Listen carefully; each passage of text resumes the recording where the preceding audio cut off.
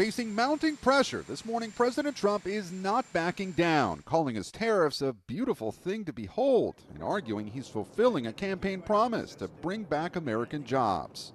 I don't want anything to go down, but sometimes you have to take medicine to fix something. But with markets reeling and 401ks plummeting, the president is also drawing new backlash for spending the past few days at his golf course in Florida and posting on social media this video of himself golfing over the weekend. The White House announcing he'd won his second round matchup and would advance to the championship round. How was the golf tournament? Very good, because I won. That may end up being the most enduring image of the Trump presidency. That is the president out on a golf cart while people's retirement is in flames.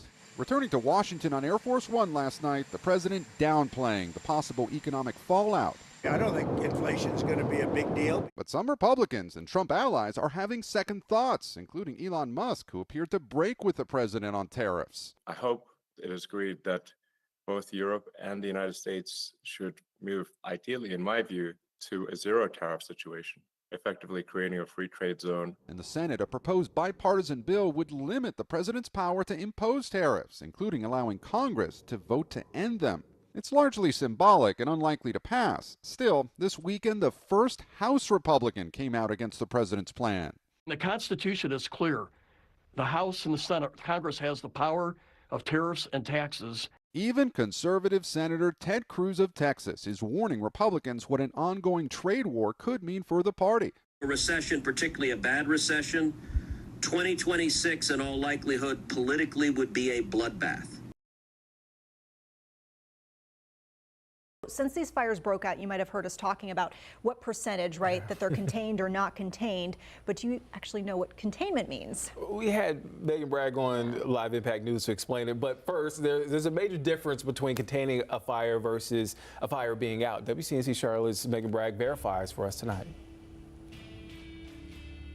Well, this is the graph of some of those fires burning in South Carolina right now, and it can be confusing when we read off the percentages of a fire that is contained. So let's break it all down for you. Our sources for this is the U.S. Forest Service and the Western Fire Chiefs Association. So let's take a look at these three words that you've probably been hearing since the start of these fires. It's contained, controlled, and out. Now, according to the U.S. Forest Service, a fire is contained when the fire is encircled by constructed fire lines made by fire crews or fuel breaks, which are roads, streams, or something natural that would stop a fire. When this happens, there is an expectation that the fire will not cross these lines. So, for example, when we say the fire is 20% contained, that means some combination of fire lines and fuel breaks surround 20% of that fire. However, that does not mean the fire is 20% out. It just means those lines are expected to stop the spread of fire.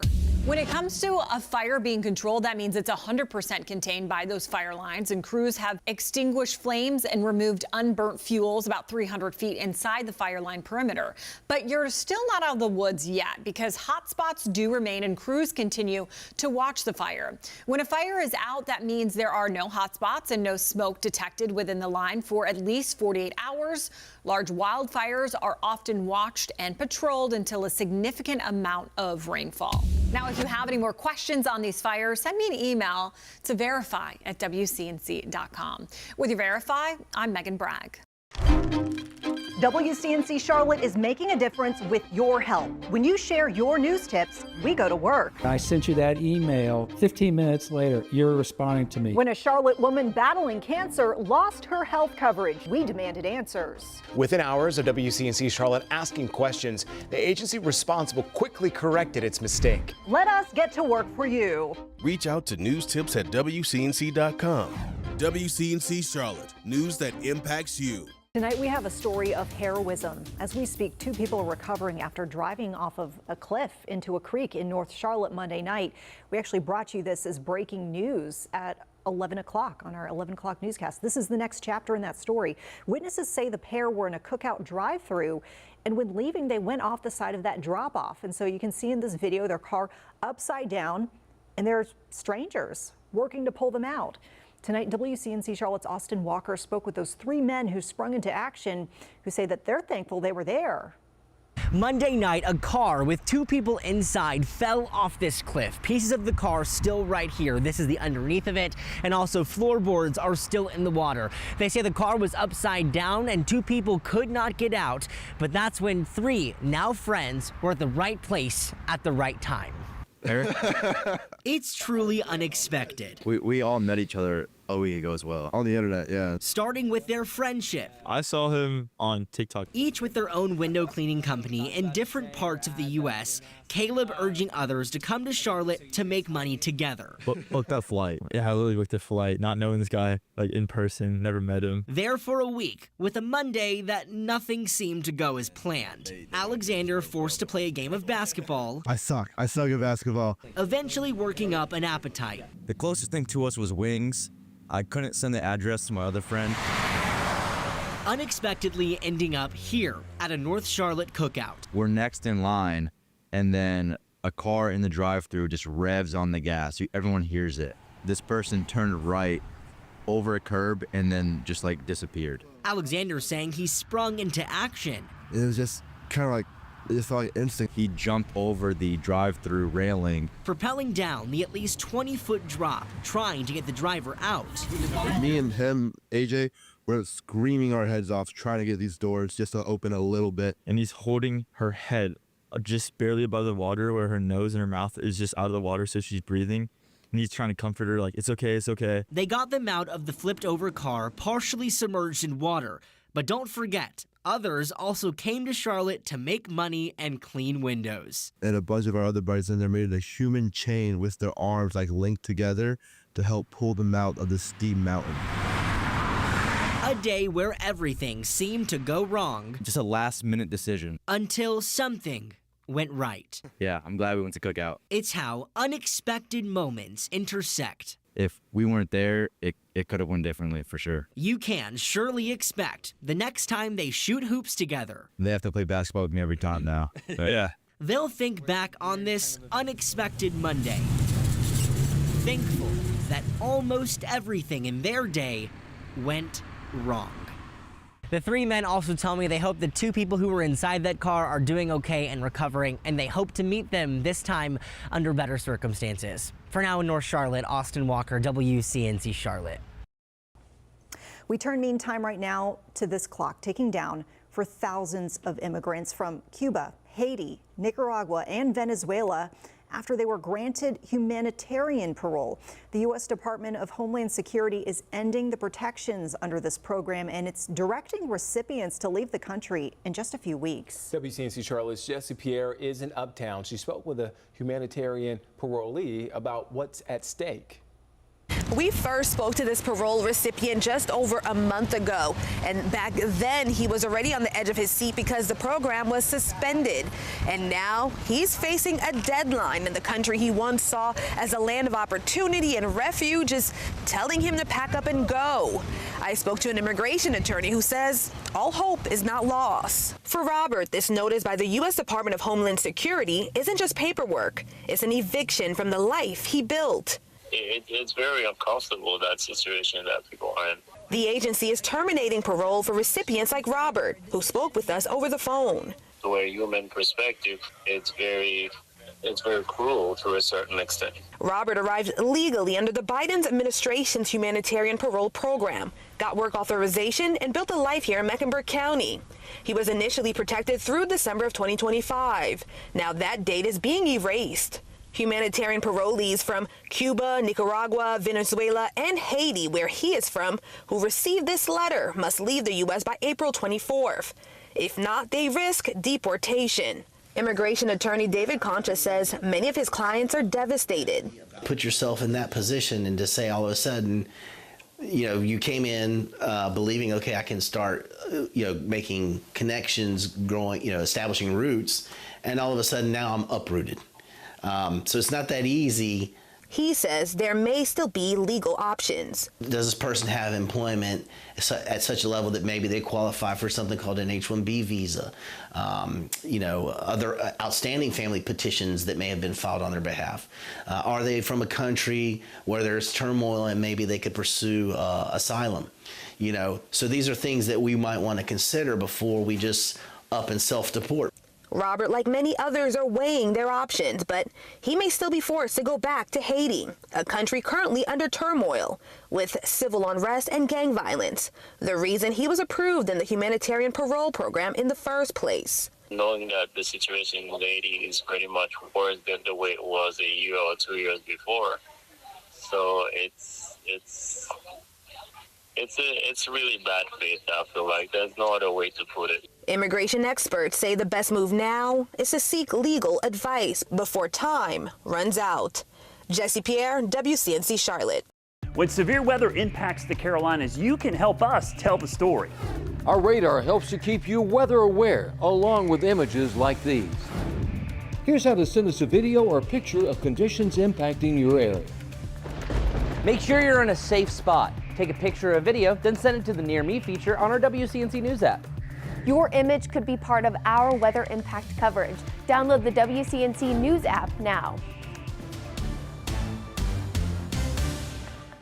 And we start tonight with that reignited search for Aisha Degree, 25 years after she went missing. Today, investigators swarmed to a Lincoln County property, searching the area as the community continues to remain hopeful for a conclusion in this case. WCNC Charlotte's Siobhan Riley spoke with Aisha's father about his hopes for this case.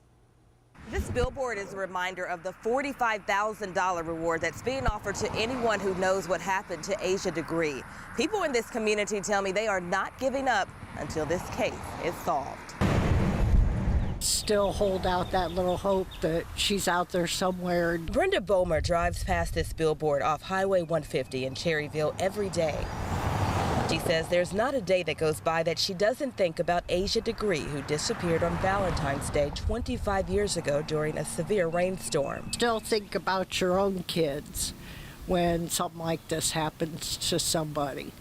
You think about, what would I do if it happened to me? Investigators searched the property in Lincoln County. Records show the previous owner was Roy Dedman.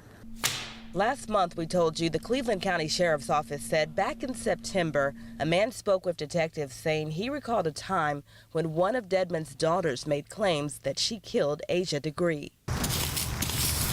Rebecca Hopper is close friends with Aisha's family. Hopper was home when she got the news about Aisha's disappearance. The latest update in this case still has her asking a lot of questions. I think about the family, and how they've been feeling and what's been going on in their lives, wondering if she's dead or alive. Jacqueline Green, who was Aisha's cousin, told us over the phone she remembered Aisha ushering at Macedonia Missionary Baptist Church February 14th in 2000 before the 9-year-old disappeared that night. I still always have my hope, always at the end of the day. I don't never give up hope. Anything could be, just keep on my faith and hope, and I pray that they do as well. Hopper, who has been following this case since the beginning, says she can't understand why it's taking investigators so long to solve this mystery. But she says this billboard gives her some confidence that she and family members will get the closure they need.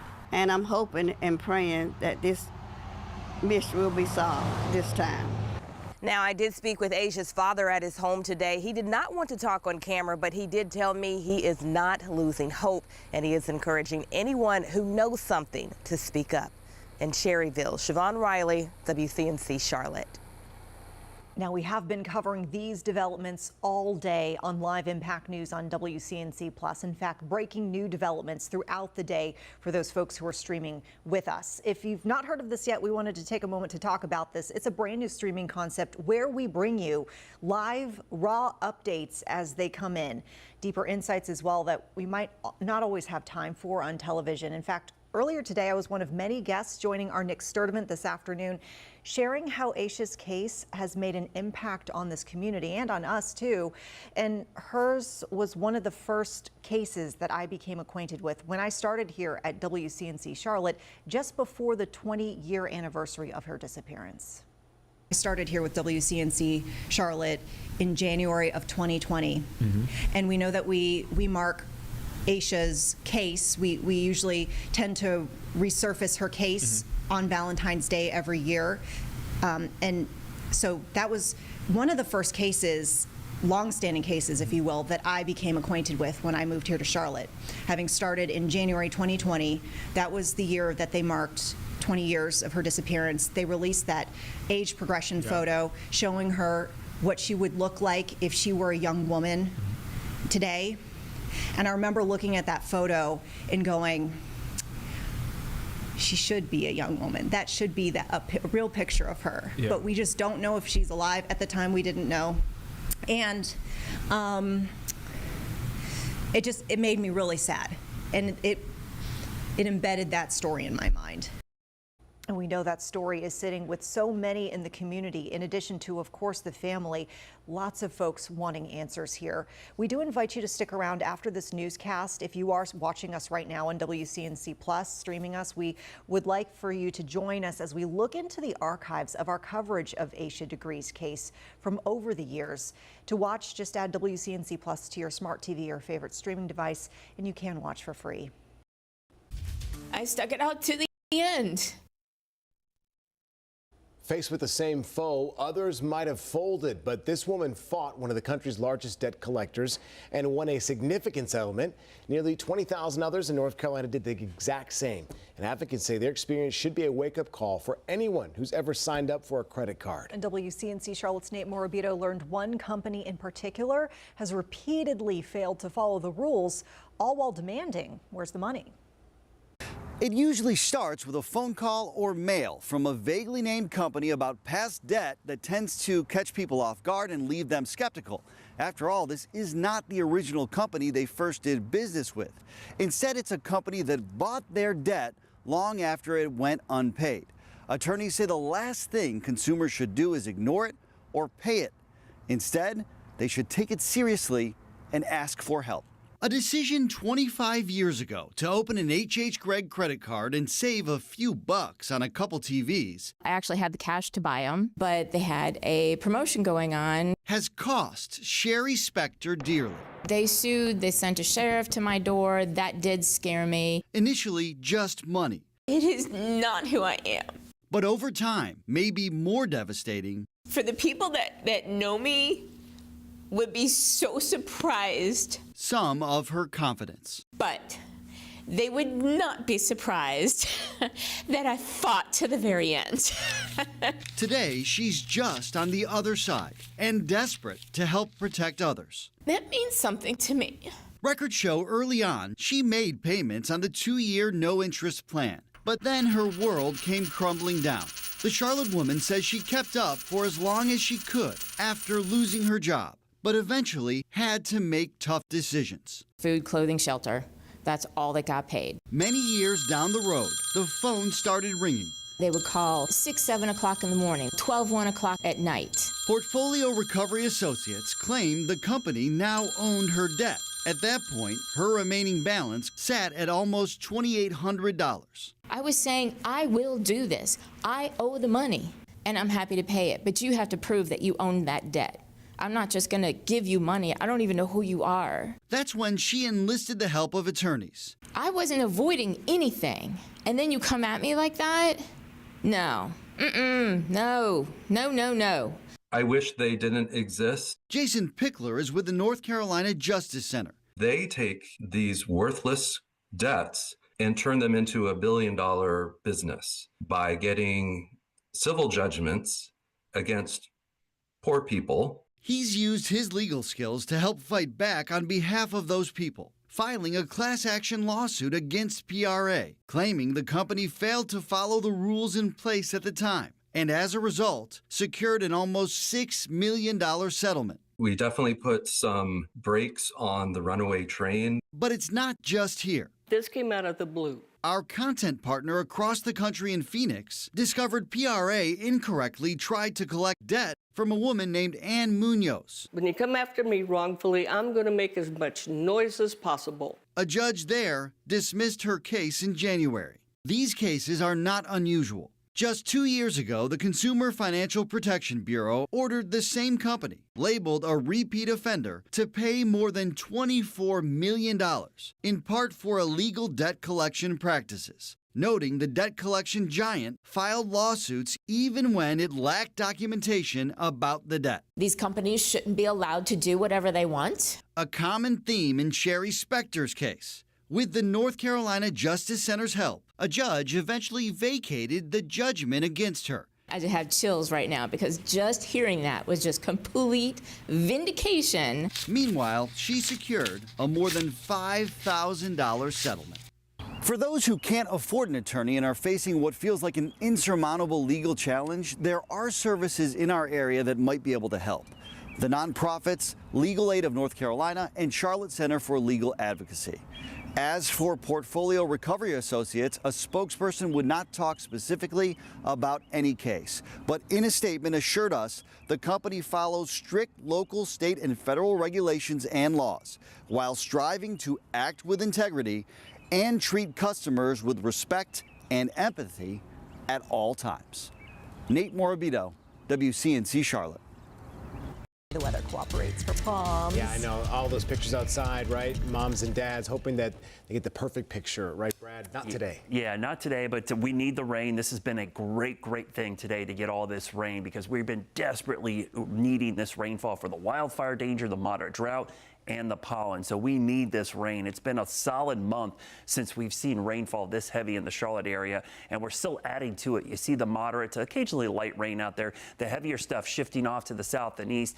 Need this good soaker, so it's coming in a couple waves today, which is perfect for everything out there. So you see the showers continuing here for the next couple of hours, kind of washing out the evening plans, but as we get into the overnight, skies will clear. We're going to have plenty of sunshine tomorrow. Middle of the week looks great as well. Just going to be noticeably cooler as the winds are now shifting from the northwest. Mid-40s in the morning, that's about where we should be for this time of year, but the afternoon highs struggling to get into the 60s. That's about 10 degrees below average. We should be about 71, so we're going to see a pretty big flip in this pattern here from way above average to below average this weekend. Because of the below average temperatures and the fact that the growing season is ongoing, we now have a freeze watch in effect for areas along Interstate 40 into central North Carolina. We're likely going to see widespread frost warnings or freeze warnings coming up both Wednesday and likely Thursday morning for parts of the areas. We're going to dip down into the 30s. Give the AC a little bit of a break, though, as we get towards the middle of the week. Now, the pollen, it's not done. We've got a long ways to go, but we are getting a little bit of relief because of the rainfall